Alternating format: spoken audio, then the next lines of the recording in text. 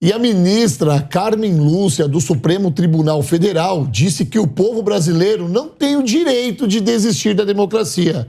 Durante uma palestra no seminário Como Renasce a Democracia, ela disse, abre aspas, vamos completar 200 dias do que chamamos de Dia da Infâmia. O 8 de janeiro, a democracia não foi abalada. O STF não foi abalado. A democracia não se abala quando há uma sociedade que não se deixa abalar.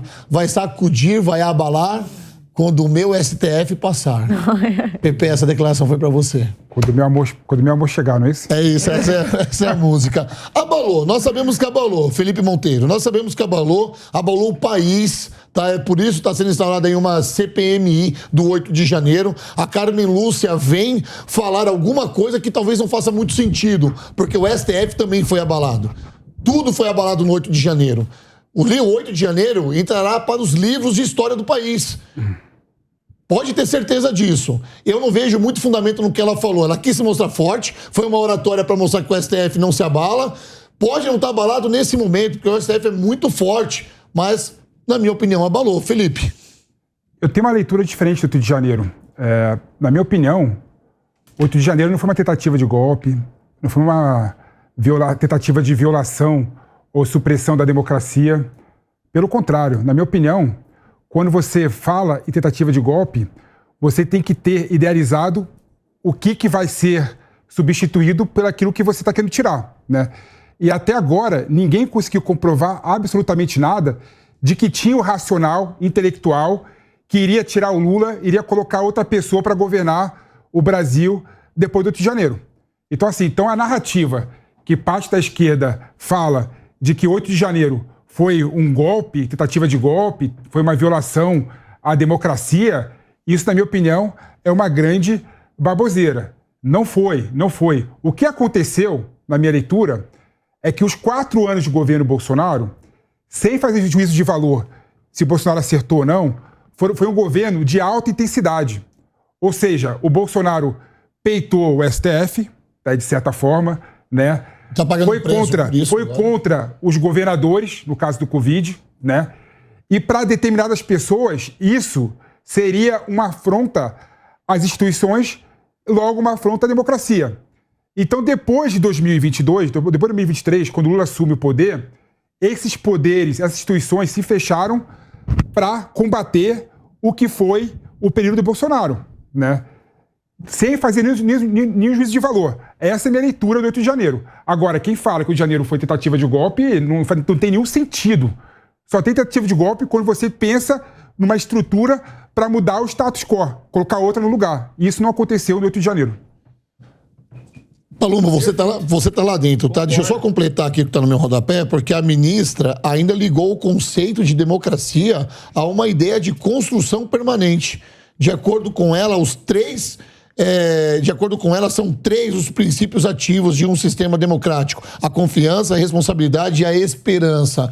Ela falou bonito, talvez dando razão aqui para o que o STF vai passar nos próximos anos, né? Ela quer que o STF, de fato, saia com uma imagem limpa. Depois de tudo isso que aconteceu, né, Pepe? Nós tivemos aqui Carol Corimbaba, Negão, as eleições de uma forma que nós nunca tínhamos visto antes. Um país polarizado, esquerda, direita, e ali foi uma porcentagem muito pequena na qual o Lula se elegeu presidente, e o STF, junto com o TSE, também saíram sujo dessa situação, né? Uma população que não entendeu qual era o trabalho do TSE, muito menos do STF. Quando a Carmen Lúcia vem a público e fala isso nesse evento, ela quer fazer o quê? Talvez dar uma limpar a barra do STF, essa seria a palavra. Mas como que você não vai desistir da democracia se a gente viu centenas de pessoas presas que não passaram em 24 horas pela audiência de custódia que está na lei, estão presos até hoje e muitos não sabem nem o que fizeram? Você tem que individualizar a conduta para prender alguém.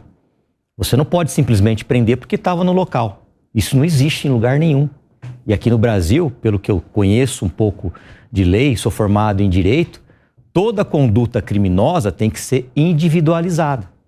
O flagrante foi copia e cola, trocando apenas o nome. Os presos não passaram em audiência de custódia, o que tem que ser passado em 24 horas. Então, se isso não abala a democracia, eu creio que abala. O povo está com medo. Quem é que vai se reunir agora com camisa amarela, camisa do Brasil, com medo de estar distante do local aonde estão protestando, e aí vem o pessoal do Exército, olha, vamos te levar para a estrada. Quando vê, tá te levando para a delegacia, vai todo mundo em cana, não sabe o que está acontecendo, pessoas de idade, não tem conduta individualizada, rasgaram a Constituição, rasgaram os direitos individuais. Cadê os direitos humanos para eles? Não existe? E o Felipe está certo, não houve tentativa de golpe nenhuma. Não tem a identificação de um mentor intelectual. Quem ia substituir o Lula? Não tem nada disso. E eu nunca vi golpe usando bandeiras. Geralmente golpe você usa armas. Não tinha uma arma lá, não tinha nada. Tem pessoas que entraram, cometeram crime, depedrar, mas não tinha arma. E a gente não sabe se é de direita, se é de esquerda, se tinha alguém infiltrado. Seja lá quem entrou, tem que pagar. Tem que pagar. Responder pelos seus atos. Ok, mas e a Carmen Lúcia nisso? As falas, ela está defendendo... Na fala da Carmen Lúcia junto com o STF nesse sentido. Sim, ela está defendendo o Poder Judiciário. Ela está defendendo, querendo dar uma esperança para o povo. Mas como que o povo vai acreditar numa democracia depois a gente vê essa barbaridade? Pessoas sendo presas de idade, com mais de 90 anos, que não sabe o que fez, estava ali protestando. Entendeu? Eu tenho relatos de um taxista que eu pego ali no aeroporto para ir até o Congresso Nacional e falou, olha, eu não fui preso por Deus, porque eu participei todos os dias, eu estava ali acampado. E era uma coisa até bonita, a gente orava, a gente rezava. E eu saí um pouco antes para trabalhar. De repente veio o pessoal, cercou, nós vamos levar vocês embora, acabou tudo. E levaram para a cadeia. Ele poderia estar preso até hoje. O que ele fez? Estava numa democracia, entre aspas, protestando, sem violência, ia ser preso. Que país é esse? Que justiça é essa e que democracia que é essa? Isso que o Palombo colocou aqui faz todo sentido, porque no Sim. Estado democrático de direito pressupõe a observância da legislação, né? Então, a partir do momento que o Poder Judiciário não observa a legislação, ele está sendo antidemocrático. Então, considerando essa premissa, a democracia foi sim abalada em 8 de janeiro, porque as pessoas que foram presas não tiveram direito à audiência de custódia nos termos da lei, ficaram mais de 24 horas para serem ouvidas, quando a lei fala em 24 horas, não teve as condutas individualizadas. Tudo isso é uma violação da lei. E quando você viola a lei, você viola o Estado democrático de direito e logo viola a democracia. E não tem para quem recorrer. Baba, para quem foi esse discurso, então, da Carmen Lúcia? Olha, eu vou te contar que foi... Eu acho importante se o próprio Supremo seguisse, né, o que ela está falando. Eu só achei estranho ela falar que o sistema é democrático, e a gente até comentou isso no Linha de Frente de quinta-feira, que é a confiança, a responsabilidade e a esperança. Não deu para entender muito bem o que ela está querendo dizer com isso, mas enfim, de qualquer forma, acho que a intenção foi boa. Mas eu vou aqui também, no discurso seguindo do Palumbi, do PP, que o ato em si foi um ato destrambelhado, não foi um atentado contra a democracia, porque foi tão mal feito, inclusive, que só foi realmente o pessoal lá gritando pelo que quer e agindo de uma forma terrível, que eu condeno completamente. Mas um grande problema foi depois. E não foi só desses presos que estão até hoje, tem gente presa que ainda não conseguiu nem saber por que está preso direito. É porque foi uma foto do que é o Brasil. Uma foto de como a nossa democracia vem sofrendo há tanto tempo, de milhares de pessoas que estão presas de forma completamente irregular. Acho que o Palumbo vai poder falar disso muito melhor do que eu. Então, o problema da democracia que se é colocado em questão é quando, na verdade, o sistema judiciário não cumpre o que ele tem que cumprir, um poder interfere nas ações do outro, ou eles se excedem nas suas atribuições. Quando os legisladores eleitos não cumprem o seu papel, eles só querem saber de emendas e não de votar o que é de fato propositivo para a sociedade. Isso sim é um enfrentamento à nossa democracia e não o ato destrambelhado e terrível que espero que não aconteça mais. Carol, você colocou aqui o retrato, eu vou dizer pro Negão, Negão, a democracia pede socorro. É isso que nós vimos. Quando ela fala que a democracia não foi abalada, desculpa, ela foi abalada, nós sabemos disso.